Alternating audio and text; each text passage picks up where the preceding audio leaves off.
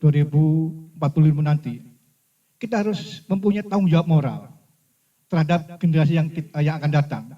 Jangan sampai generasi kita ke depan itu lemah dalam segala hal. Kita tidak boleh berkata bohong, sering bohong terhadap rakyat. Jangan membohongi terus rakyat itu. Jangan diberi harapan, janji-janji tapi tinggal janji. Jadi acuan kita bahwa kekuasaan adalah sebagai amanah. Jadi kekuasaan mutlak itu hanya milik Allah.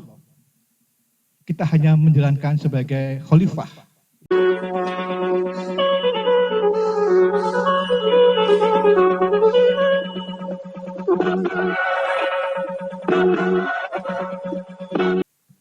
Bismillahirrahmanirrahim. Assalamualaikum warahmatullahi wabarakatuh. Yang saya hormati Bang Aan dan para narasumber yang hadir di ruangan ini. Sebelumnya terima kasih atas undangannya. Saya mewakili Dekan FISIP Universitas Muhammadiyah Lampung. Diskusi ini sangat menarik karena persoalan inilah yang merupakan salah satu PR besar bagi kita dan tentu bangsa Indonesia. Arus politik Lampung menuju Lampung Emas 2045. Saya mungkin mengawali pembicaraan ini dari spirit kebijakan publik, yaitu surat An-Nisa ayat 9. Yang artinya, dan hendaklah merasa takut orang-orang yang seandainya nanti atau mati meninggalkan setelah mereka, yaitu keturunan yang lemah, yang mereka khawatir terhadap kesejahteraannya. Maka bertakwalah kepada Allah dan berbicaralah dengan tutur kata yang benar. Yang kedua, surat Al-A'raf ayat 96 ya, yang terjemahnya, dan sekiranya penduduk negeri beriman dan bertakwa, pasti kami akan melimpahkan kepada mereka berkah dari langit dan bumi. Tetapi ternyata mereka mendustakan ayat-ayat kami.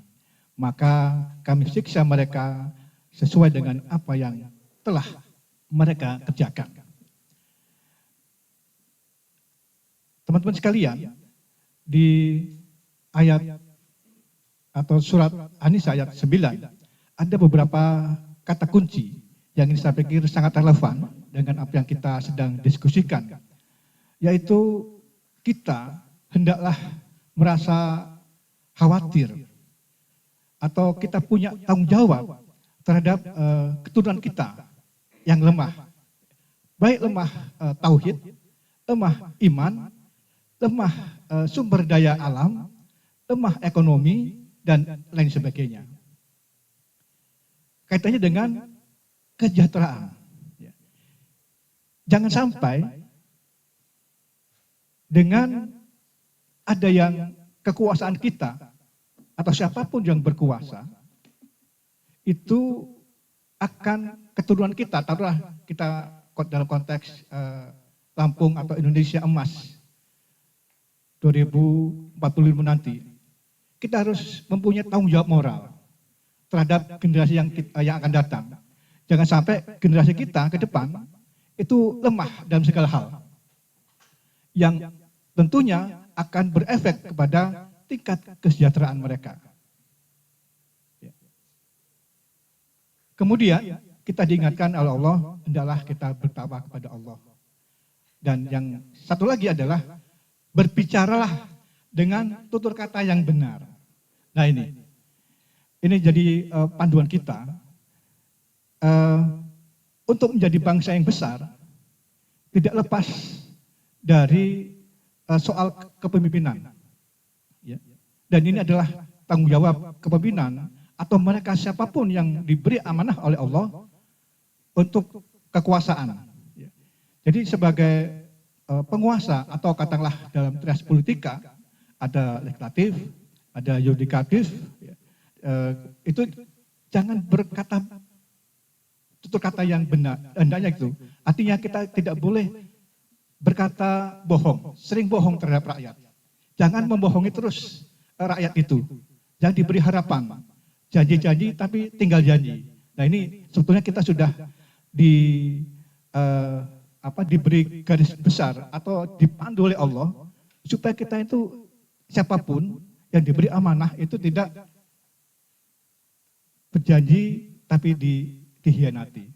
Berapa tahun dihianati, rakyat itu dihianati sehingga tidak akan muncul kesejahteraan itu atau Indonesia atau lambung emas itu dengan demikian itu.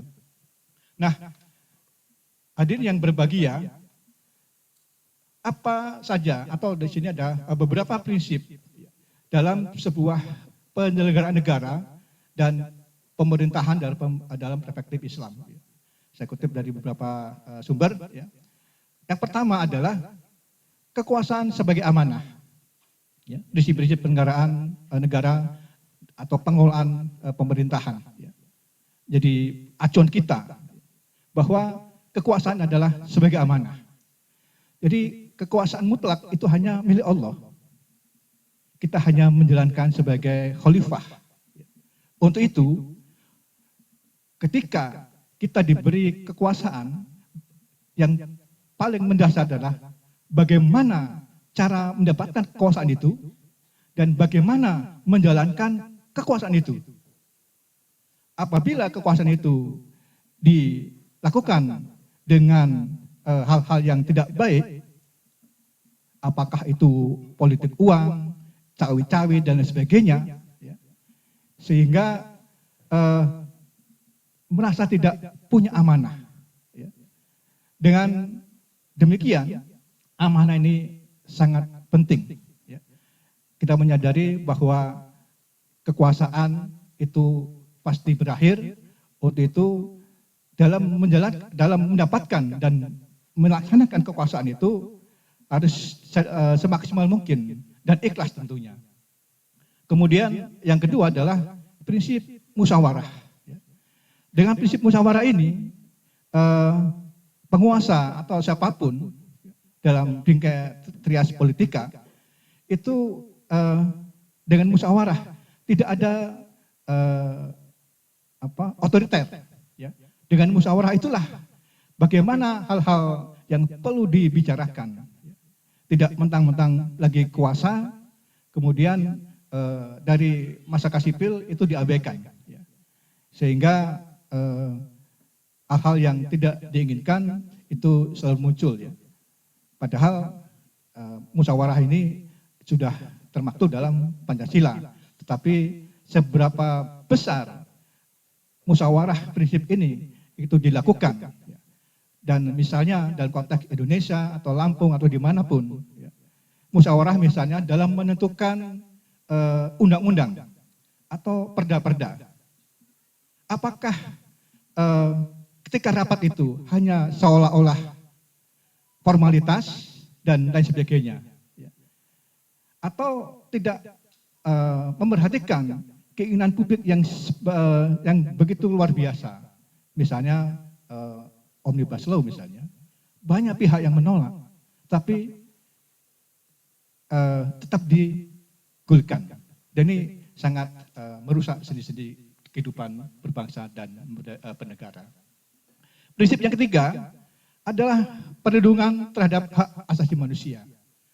Itu misalnya ada perlindungan terhadap agama, kemudian jiwa, kemudian akal, keturunan, dan tentunya adalah harta.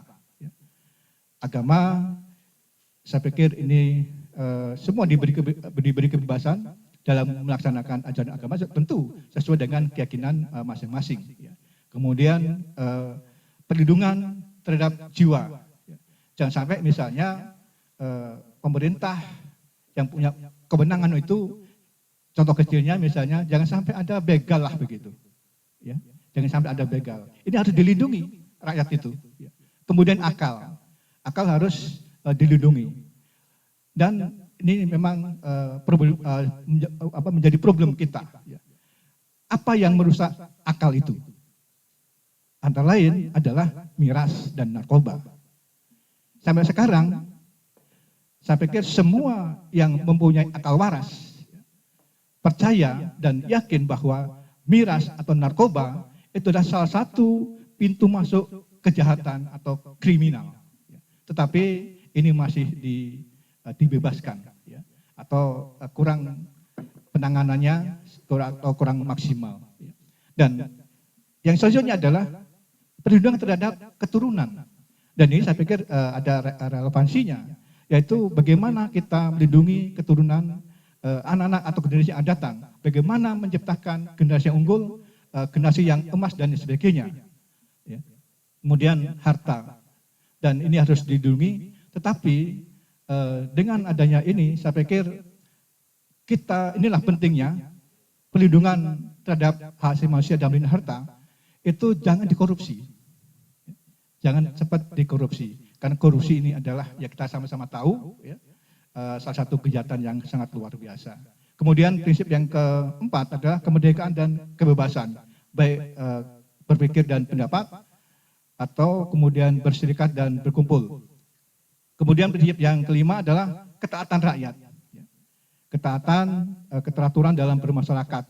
Wajib taat selagi tidak bertentangan dengan ajaran Allah dan Rasul-Nya. Bagaimana dengan Rempang misalnya? Ya. Apakah rakyat sana harus tunduk dengan itu? Kalau peraturannya itu sesuai, ya itu harus tunduk. Tetapi kita sama-sama ketahui, apakah Rempang aturannya itu sesuai dengan sesuai dengan yang sesungguhnya, aturannya sesungguhnya. Sebagaimana kita tahu bahwa itu adalah hak masyarakat adat ratusan tahun yang lalu. Ya. Ini adalah sebuah penyerobotan dan lain sebagainya. Sehingga patut diperjuangkan hak tanah atas rakyat kita di Pulau Rempang. Kemudian prinsip yang ke-6 adalah persamaan, yaitu egaliter, tidak diskriminatif terhadap pelaku-pelaku ekonomi. Misalnya, kehadiran atau perlakuan kita, misalnya ketika konglomerat atau oligarki mengurus suatu usaha, itu diberi karpet merah yang sangat luar biasa. Tetapi rakyat itu sangat sulit untuk mendapatkan itu. Dan prinsip persamaan hak ini saya pikir perlu kita menjadi acuan kita. Kemudian prinsip keadilan. Prinsip keadilan, baik keadilan ekonomi, hukum, dan politik misalnya. Ini dimanapun teorinya, ya. Apakah yang sekuler, apapun ini, terutama yang dari Islam ini ya, keadilan itu sangat luar biasa. Bahkan keadilan itu mendekati daripada ketakwaan. Ini bukan main-main sebetulnya untuk menghadirkan dan menegakkan keadilan di tengah-tengah masyarakat kita, di tengah warga bangsa kita. Prinsip yang ke-8 misalnya, prinsip peradilan bebas. Tidak ada intervensi, ya. Tidak peradilan itu tidak dijadikan alat kekuasaan untuk menjatuhkan lawan politik atau tebang pilih. Ya, ini sampai kapanpun, ya, ini pasti terus terjadi, dan kita hendaknya sebagai bangsa yang beradab, bangsa yang berketuhanan dan sebagainya, menggunakan prinsip peradilan bebas ini. Dan sampai ketika anak-anak pejabat misalnya ada permasalahan atau partai tertentu yang diindikasikan, yang diduga bermasalah, bebas begitu saja, tetapi ketika lawan politiknya atau mempunyai afiliasi ke politik yang lain, itu cepat ditangani. Ya. Kemudian prinsip yang berikutnya adalah perdamaian. Ya. Itu misalnya menciptakan keamanan dan kenyamanan di masyarakat. Ya. Ini baik perdamaian tingkat lokal, nasional, regional, dan global tentunya. Ya. Kita kalau di Indonesia perdamaian adalah bebas aktif. Ya. Kemudian yang berikutnya, yang ke-10, prinsip kesejahteraan. Ya ini yang saya pikir nanti relevansinya kaitannya dengan bagaimana menuju Lampung emas atau Indonesia emas pada 2045 nanti. Prinsip kesejahteraan menghadirkan kesejahteraan ekonomi, sosial yang maksimal tentunya, yaitu dengan memaksimalkan sumber daya alam yang berkelanjutan dan rahmatan lil alamin untuk kesejahteraan masyarakat. Dan ini prinsip kesejahteraan atau dalam bahasa Al-Quran disebut sebagai baldatun thayyibatun wa rabbun ghafur, yaitu suatu negara yang indah, bersih, suci, makmur, sejahtera di bawah perlindungan Allah yang Maha Pengampun, yaitu surat As-Saba ayat 15. Sekali lagi, ini menemukan pemimpin yang kuat, dan sebagaimana kita ketahui untuk di Indonesia dengan kita memperoleh dengan proses demokrasi, baik pemilu ataupun dengan kata lain yang pilkada, kita menginginkan atau memimpikan, kalau tadi mempunyai angan-angan, imajinasi, yaitu pemimpin yang agendanya kuat, intelektualitas atau berpengetahuan luas. Jadi tidak ilmu dulu baru amal, bukan sekedar kerja saja, tapi tidak punya ilmu. Gitu. Kemudian berakhlakul karimah. Yang selanjutnya adalah pemimpin yang berani beramal ma'ruf nahi mungkar. Jadi pemimpin yang berdaulat, tidak mau didikte oleh siapapun, baik apalagi oleh konglomerat atau oligarki. Ini yang kita butuhkan pemimpin-pemimpin semacam ini, baik tingkat nasional maupun di Lampung.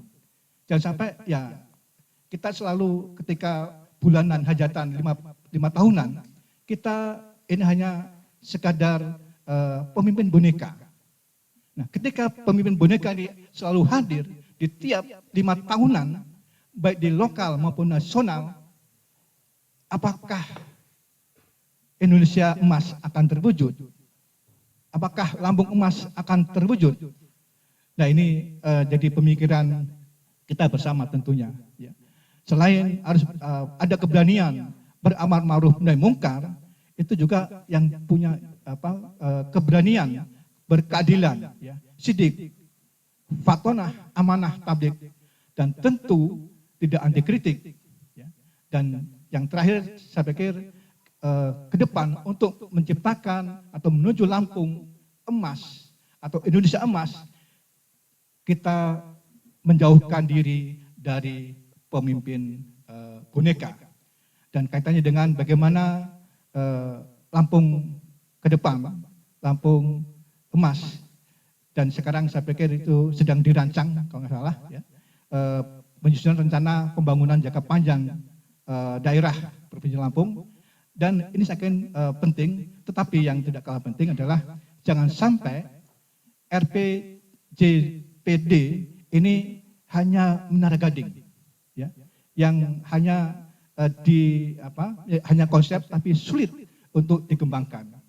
Dan ini saya pikir sumbangsih kita, dan ini menjadi sumbangsih kita dalam mengimplementasikan, yaitu surat, salah satunya adalah surat An-Nisa ayat 5 tadi, ayat 9 tadi. Jadi ada kewajiban kita. Jadi kita menjalankan katanya membuat rencana pembangunan jangka panjang daerah, itu salah satu implementasi dari ayat tadi. Ini sebagai spirit kita. Mudah-mudahan dengan ini menjadikan amal jariah kita juga, sehingga ini menjadi warisan yang adiluhung, yang memberikan kesejahteraan bagi generasi yang akan datang. Mungkin itu, terima kasih. Assalamualaikum warahmatullahi wabarakatuh.